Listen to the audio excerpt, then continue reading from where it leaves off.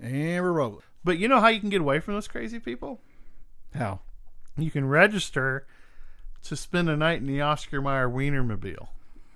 Oh, that's right. Because they said they listed it on Airbnb. Airbnb. You have 3 days, and you have to submit your request to stay in this thing. And apparently, it's a motorhome inside. But does it move? So the one thing they didn't say is, can you drive it around? Or I don't think you can while you're in it. I think that it's parked and it's set up like a RV park. Okay. And you have to stay in it. But about a month ago, they had put out where they had 4 or 5 of these Wienermobiles, and they were wanting to get rid of some of them. Okay, yeah, I do remember that. Somebody had posted one. Or something. I mean, who wants? I mean, as a kid, I remember seeing the Wienermobile as a kid, and I don't know if you remember this or not, but they used to give the whistle. They used to have an Oscar Mayer whistle too. That Wienermobile would run by and throw the whistle. What? Yeah, it's a hot dog shaped whistle. Nobody's gonna blow that thing. Not anymore. But I don't know. I just thought it was funny. But anyway, so Airbnb, you can register. I think they're trying to do this July 4th weekend. Yeah. Because it's like National Hot Dog Week this week, I think. But I don't know. But so since we're on food, let's just go where we want to go. Okay. Let's talk about our show. Okay. So we're going to talk about Ugly Delicious. Yeah, why not? So, so here's the deal. Netflix has really brought on a lot of food shows. yes. You know, the Chef Show with Jon Favreau is one of my favorites. Yes. And I like Somebody Please Feed Phil, or I'll Have What Phil's Having. That's on my list of Those are things. all good shows. Yeah. And then you have the salt, savory, acid shows. That's a very good show. Then there's a great series about all the different Chinese regions in China and their foods. And so the one that I really didn't get into it as much as Sam did, but I'll be on it tonight because I just finished up the 3rd season of the Chef Show. Right. Is the Ugly Delicious with David Chang. Right. Now, I'll say this before we get rolling. David Chang is an acquired taste for me. Okay. Because he's trying to be, in his own respect, he's a very good chef. Okay. Absolutely. He is. He's very knowledgeable, but he's kind of, I'm used to the Roy Choi kind of respectful mentor, wise Obi-Wan Kenobi kind of guy. Chang is kind of... Chang's very... very... what's the guy from Hell's Kitchen? Ramsay-ish? Yeah. He's an Gordon Asian Ramsay, version of yes. Gordon Ramsay, yeah. But I understand... kind of his perspectives on things because it was a very Rage Against the Machine kind of show. So with him... so the most recent episode I was watching had involved the whole Viet Cajun. Right. So it's basically when you go to Louisiana, particularly South Louisiana, and you ask them why they're cooking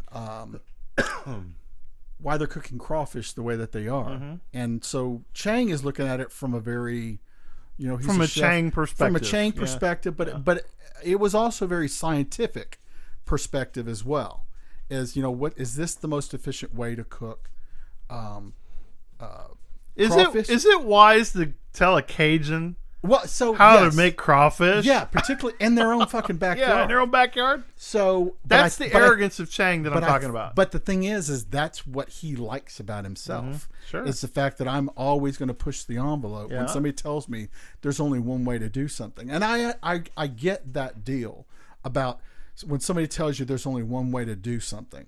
Because there was a Vietnamese restaurant that they were introduced to. This was actually in New Orleans.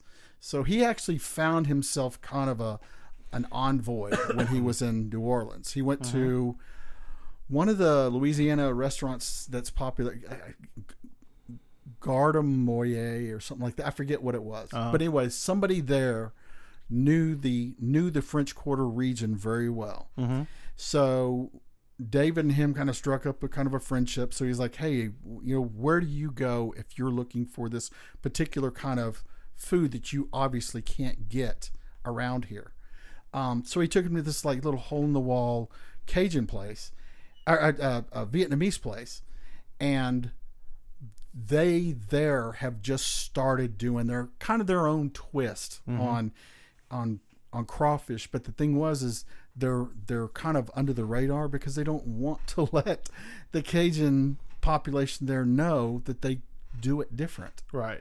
Which I was like, so this goes to what we were talking about, like on our political spectrum thing, right, about acceptance. I was like, okay, really, you know, because I was telling the story about like when my great grandparents came to America. You know, they're the first generation from Ireland, and then I remember my grandmother telling me stories about how you had like second, third, and maybe fourth generation Irish people that were here. They moved to an area where they thought they would be accepted and got treated like fucking shit. Yeah. So I was like, okay, this area where you thought people are your friend, you find out they suddenly aren't, or they've become more of a fabric of the community. Right. So they've kind of shed that whole Irish thing. But the tradition thing is really. But don't you have to earn your chops, though? Okay, so the people that were the trailblazers that actually took the original raft of shit to establish a lifestyle in a neighborhood or a state or a city, they got to do that. They got to scuff up the newcomers. The newcomers just can't walk in. That's the problem with the world today, is a lot of kids think because I went to college and I got a degree in Hungarian basket weaving, that when I enter the workplace or society, that I automatically should draw respect. No, you got to earn that stuff. Right. And that's the same thing. So my grandfather on my mother's side was a international chef on the Cunard cruise lines in the Mediterranean. Mm-hmm. So he was Cunard, and I forget what other cruise line he was on, but they were like, this was like a Michelin 2-star thing. This is when cruise lines were really like royal. Mm-hmm. And so what you would end up happening is you come to the United States and yeah, you get the recognition for that, but guess what? You're starting over here today. Yeah. You're not on that boat anymore. And so you just have to pay your dues, and a lot of people don't want to do that. And so when you see guys like Chang, and I get the story because that's really the way to do it. Those people are being smart.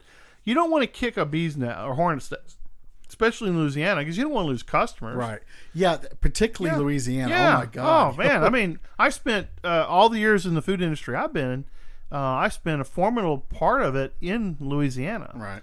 And I will tell you, the minute you walk in thinking you know something or you try and tell somebody what to do or how to do it, they just let you flounder. You're just going to go, and you'll eventually go away. But if you go in there with an open mind, okay, and willing to learn, those people will open all the doors for you. Right.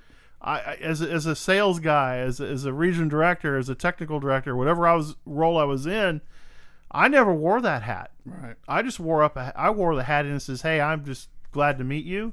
I'm glad to be here. Show me what you do and tell me what I can do to help you." Right. And I'll tell you, that gets you. That's why those people are smart doing it that way. Because they're going to walk in, people are going to say, "Hey, let's try the food," and it's going to be good, and they're going to go, "I really like that," and they're not going to say, "Well, these guys are doing it different. Let's not go there." Mm-hmm. That's what makes food such a good bridge, because you can go out there and you can take the Vietnamese style. I mean, the fusion, because like for me, I'm all about. I am too. Flavors from other cultures and blended into mine, because like probably some of the worst food I ever had has come from like Northeast. Mm-hmm. It's lifeless, just bland. Yeah. Hell, I had family in Iowa, and it was wholesome food, came from the ground, all that stuff. Mm-hmm. But as far as flavor goes, it was like, I here's the body, but it's got no spirit. So food was for sustenance. You got to remember, for a long time. Okay. Recent events, food has now become more of a art form. Yeah.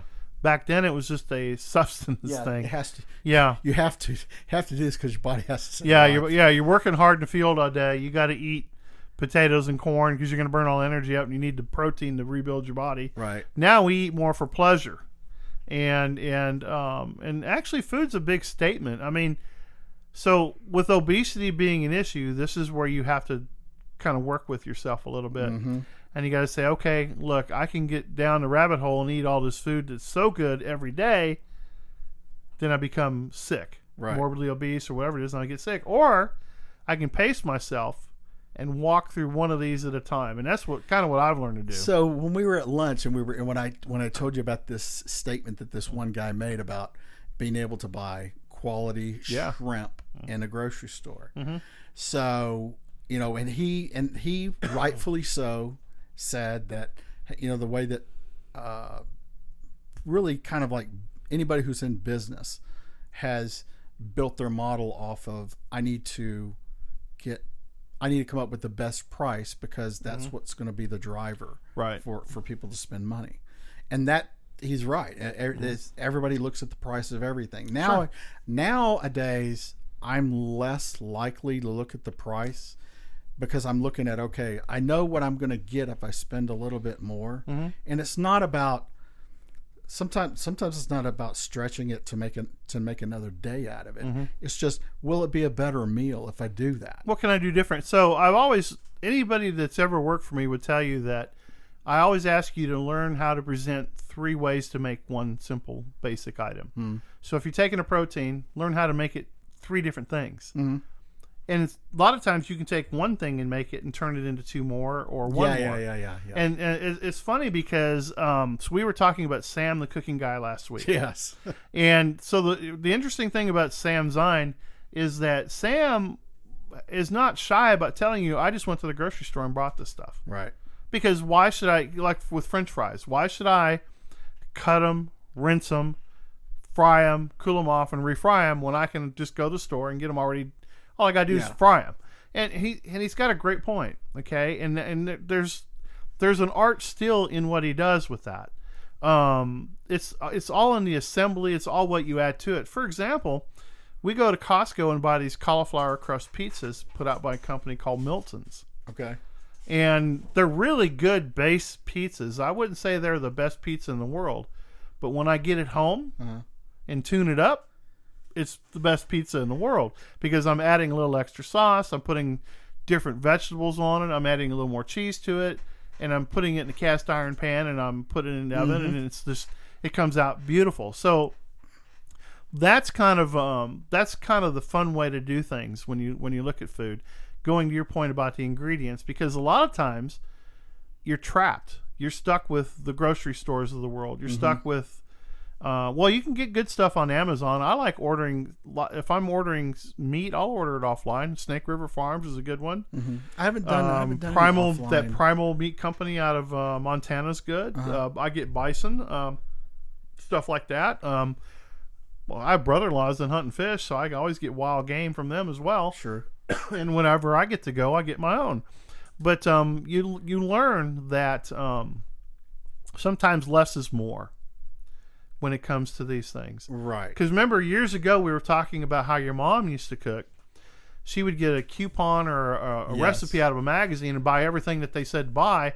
And when we did the sodium count, my God, it was a sodium bomb. I couldn't be further from being the coupon. I can't remember the last time I used a coupon. Right. And that's, for some people, for some households, the coupon is an important function. That's how they stretch their money out. Yep.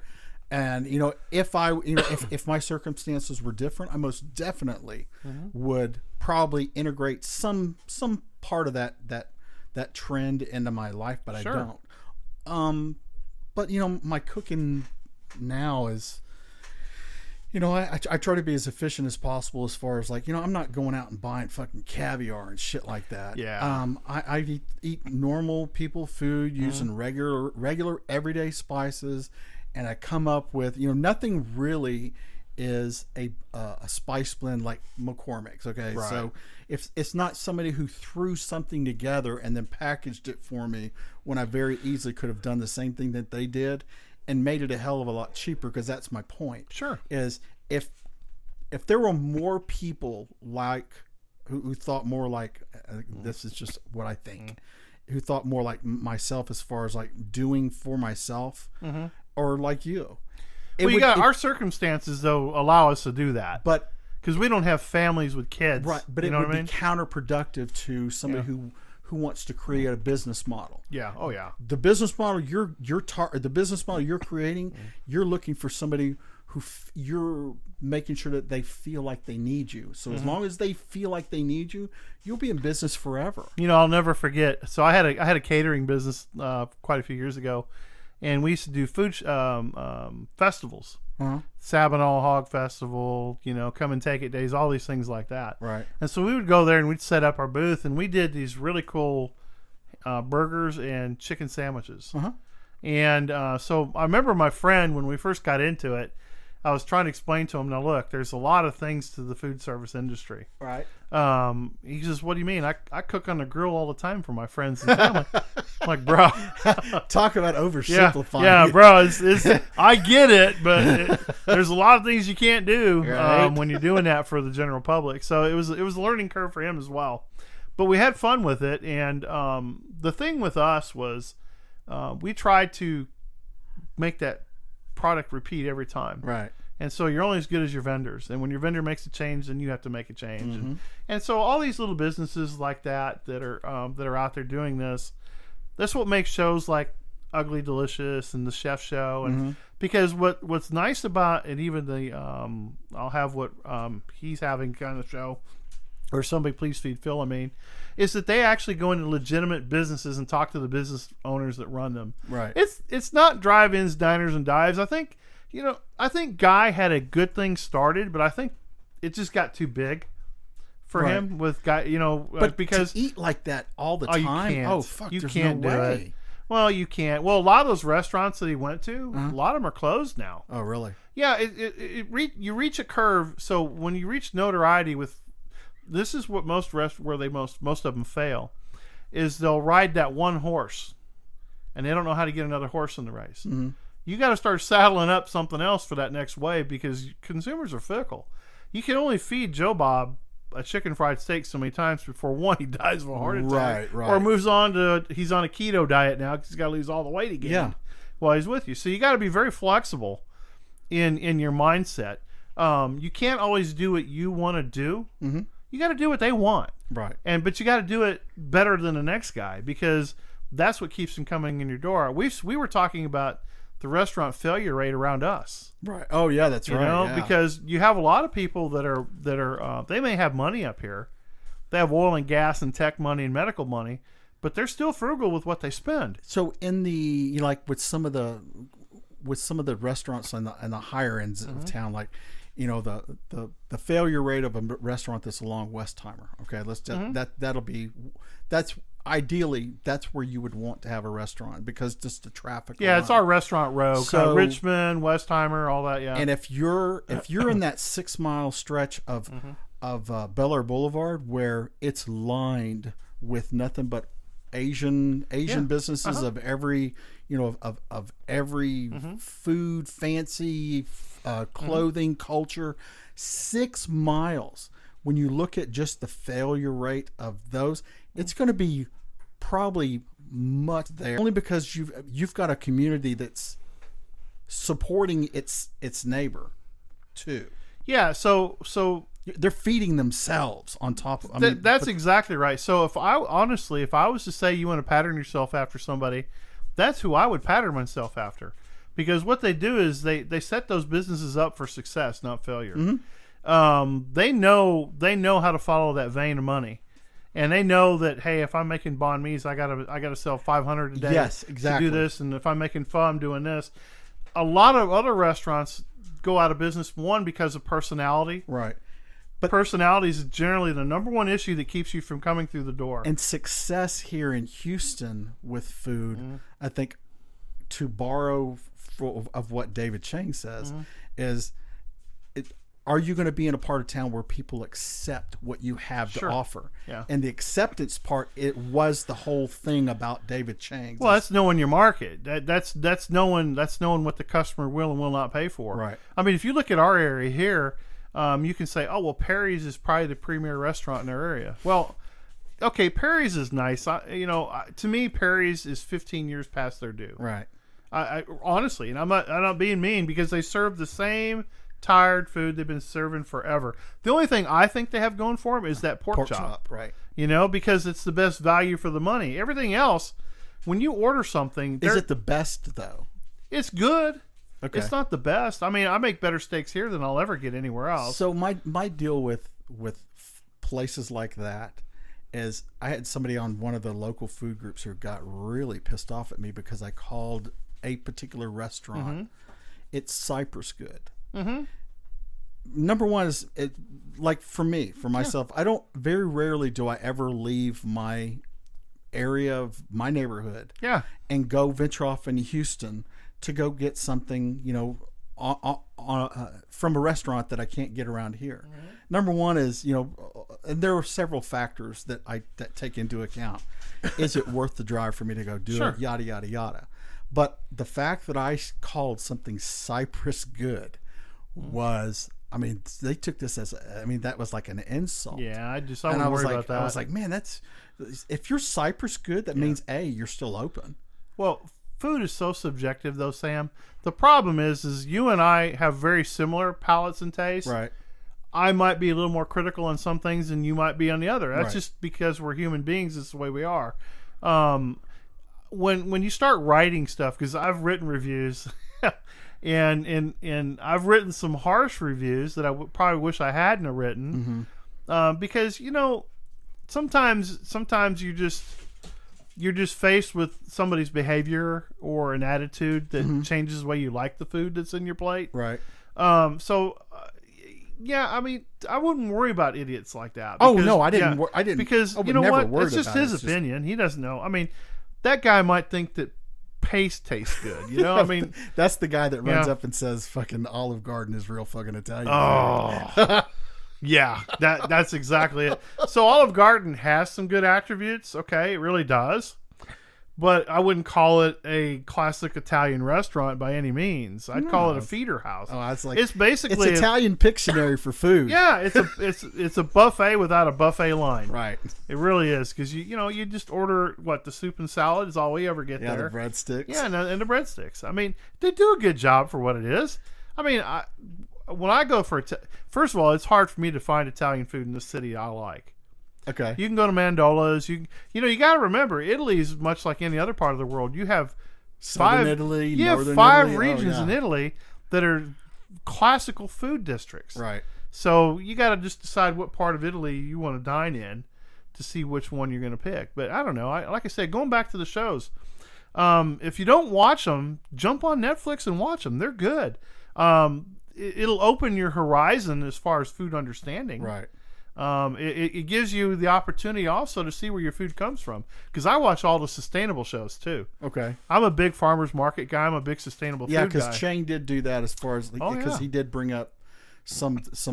He was at some fish market where he brought up. I mean, he displayed stuff that I was like, fuck, I've never seen anything like that. Oh yeah, before. and then the Favreau when they went to Hog Island with all the oysters. Yeah. I mean, there's a lot to learn about an oyster that the average person doesn't realize. I mean, when our seasons come and go, we're getting exports from somewhere else in the world. Right. And to understand that if it's a 3-day oyster, a 2-week oyster, or a 1-month oyster, makes a big difference in how you're going to enjoy that.